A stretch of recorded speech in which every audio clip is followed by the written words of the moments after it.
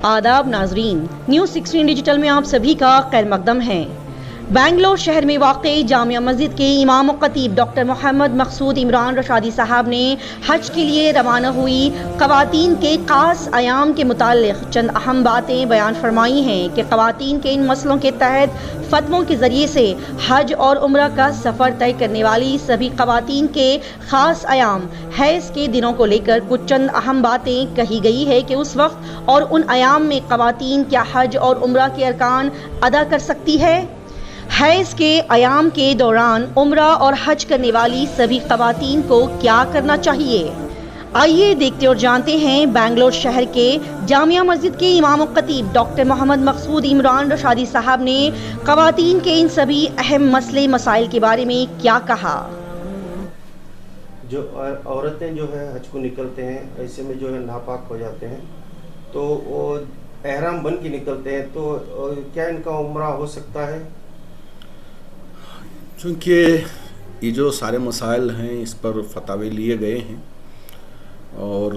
हमारी बहनें जिनको ये हालत पेश आती है, ऐसी सूरत में उनके लिए भी परेशानी लाहिक हो जाती है। उस वजह से मुनासिब यही मालूम होता है कि इसकी भी वजाहत फतावे की शक्ल में कर दी जाए तो सबके लिए आसान होगा। बहुत ही मुनासिब सवाल आपने फरमाया है। ज़रा मैं फतवे ही को आपके सामने ज़िक्र कर दूं ताकि पूरी वजाहत हो जाए। तो फतावे में लिखा गया है कि जिस औरत को उम्रे के लिए निकलना हो और उसे हैज़ आ जाए, तो अगर उसने अभी तक इहराम ना बांधा हो, एक सूरत ये है कि हम उम्रे के लिए निकले हैं लेकिन अभी इरादा ही किया है, उतने भी ये हालत ऐसी हो गई है औरत को जो उसके लिए हालत पेश आना था वो पेश आ गई है, तो अब क्या करना चाहिए उस वो तो भी कोई हर्ज नहीं है। तो इसका मतलब ये है कि ऐसी सूरत पेश आ जाए तो औरत परेशान ना हो, अरे या अल्लाह मैं इतनी बड़ी इबादत के लिए जा रही थी, क्योंकि अल्लाह रब्बुल जलाल ने औरत के लिए एक फ़ितरत पैदा फरमाई है और वो उसके साथ वो चीज़ लगी हुई है। तो उस वजह से इन अय्याम के पेश आ जाने से औरत को बिल्कुल परेशान नहीं होना चाहिए, क्योंकि औरत हालत हैज़ में भी इहराम बांध सकती है। हालत हैज़ में भी इहराम बांध सकती है। हालत हैज़ में इहराम बांधने के बाद औरत के लिए तमाम अफ़आल करना जायज़ हैं। सिर्फ तवाफ़ करना और नमाज़ पढ़ना मना है, चूँकि वहाँ सही जो होगा वो मस्जिद हराम के बाहर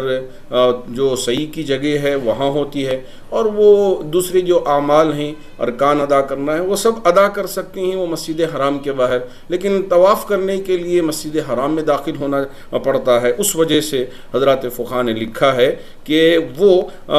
यहाँ नमाज ना पढ़े और तवाफ़ ना करे। इसलिए इहराम की नियत करते वक्त जो 2 रकात नमाज पढ़ी जाती है वो भी ना पढ़े, यानी इहराम बांधने से पहले जो 2 रकात नफिल नमाज पढ़ी जाती है वो भी न पढ़े, बल्कि गुस्ल या वज़ू करके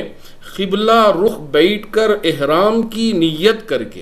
क़िबला रुख बैठकर इहराम की नियत करके तलबिया पढ़ ले, लब्बैक अल्लाहुम्मा लब्बैक लब्बैक ला शरीका लक लब्बैक इन्नल हम्दा वन निअमता लका वल मुल्क ला शरीका लक। अब अगर औरत ने हालत हैज़ में उम्रे का इहराम बांधा था या इहराम पाकी की हालत में बांधा और इहराम बांधने के बाद हैज़ आ गया, ये दूसरी सूरत है कि अब यहाँ औरत तो पाक थी, उसके लिए कोई मखसूस अय्याम नहीं आए, अब वो उम्रा अदा करने के लिए मक्का गई है और मक्के में यह हालत पेश आ जाए, तो ऐसी सूरत में उसको क्या करना चाहिए। तो हज़रत फ़ुक़हा ने लिखा है, तो मक्के मुकर्रमा जाने के बाद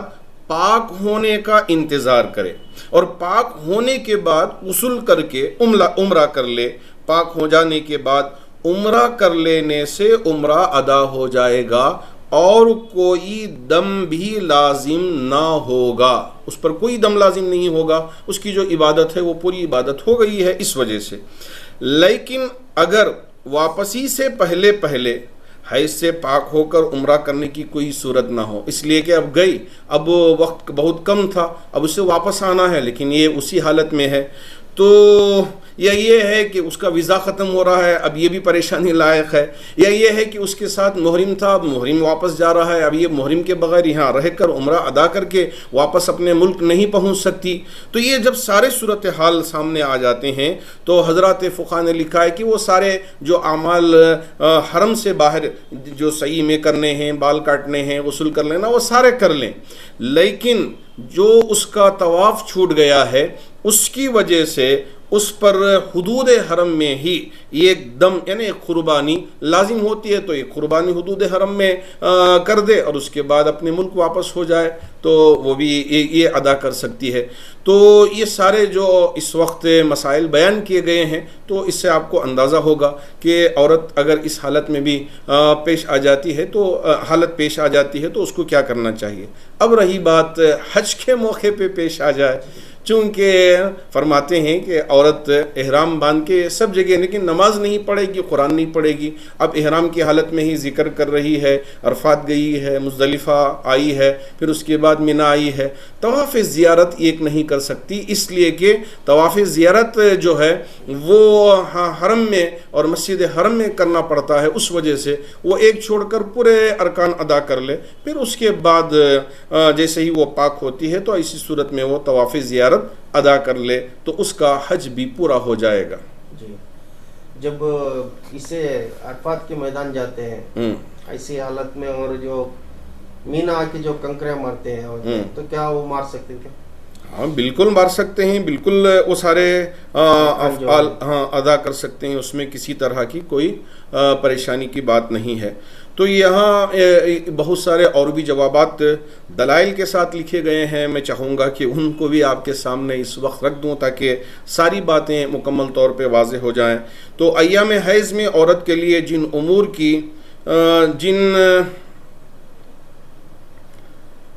की अंजाम दही ममनू है उनमें से एक मस्जिद में दाखिल होना है।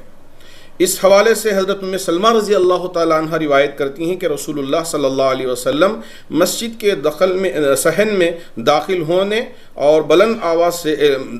दाखिल हुए और बुलंद आवाज़ से ऐलान फरमाया, इन्नल मस्जिदा ला यहिल्लु ली जुनुबिन वला लिहाइज़िन, कि मस्जिद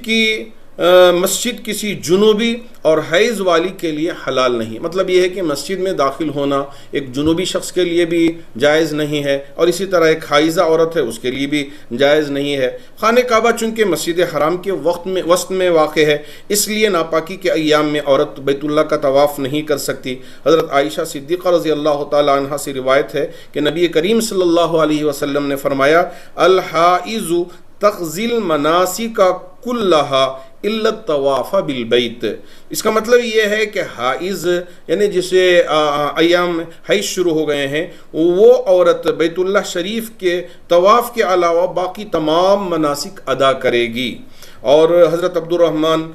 बिन क़ासिम ने भी अपने वालिद माजिद से रिवायत की है कि हज़रत आयशा सिद्दीक़ा रज़ी अल्लाह तआला अन्हा एक रिवायत में इरशाद फरमाया कि मैं मक्का मुकर्रमा पहुँची तो मैं हैज़ से थी, मैंने बैतुल्लाह का तवाफ़ न किया और न सफ़ा मरवा के दरमियान। उन्होंने फरमाया कि मैंने रसूलुल्लाह सल्लल्लाहु अलैहि वसल्लम से इसकी शिकायत की तो आप सल्लल्लाहु अलैहि वसल्लम ने फरमाया, इस तरह करो जैसे दूसरे हाजी करते हैं, सिवाय इसके कि बैतुल्लाह का तवाफ़ न करो यहाँ तक कि तुम पाक हो जाओ। तो इस हदीस से भी बिल्कुल ये बुखारी शरीफ की सही हदीस है, किताबुल हज में मौजूद है। तो इससे वाज़ेह हो जाता है कि हाइज़ा औरत बैतुल्लाह के तवाफ़ के अलावा जितने अरकान अदा करना है वो बाहर अदा करना है। जो अरफात का मैदान है वो भी बाहर है, मुज़दलिफ़ा जो है वो भी बाहर है, और इसी तरह मिना है वो भी बाहर है। कंकरियाँ मारने का अमल सब जो सही है, हत्ता कि सही भी कर सकती है, सफ़ा मरवा के दरमियान में आके सही भी कर ले, लेकिन तवाफ़ ज़ियारत वो नहीं कर सकती इसलिए कि जब तक के पाक ना हो जाए। इस तरह हज़रत अब्दुल्ला इब्न अब्बास ने नबी करीम सल्लल्लाहु अलैहि वसल्लम से मरफ़ूअन हदीस बयान की है कि अन्नन नुफ़सा वल हाइज़ा, ये पूरी हदीस मौजूद है कि निफास वाली औरतें और हाइज़ वाली औरतें गुस्ल करके एहराम बांधें और तमाम मनासिक के हज अदा करें सिवाय तवाफ़ काबा के जब तक के पाक ना हो जाए। तो इन रिवायतों से बिल्कुल वाज़े ये बात मालूम हो जाती है कि ये सारे अरकान अदा कर लें। अलबत्ता वला ततूफ़ा बिल बैत लिअन्न तवाफ़ फिल मस्जिद, काबतुल्लाह का तवाफ़ ना करे, इसलिए कि तवाफ़ जो है वो मस्जिद हराम में है, मस्जिद हराम में दाखिल नहीं हो सकती, मस्जिद हराम में इस हालत में दाखिल होना ममनू है। तो उस वजह से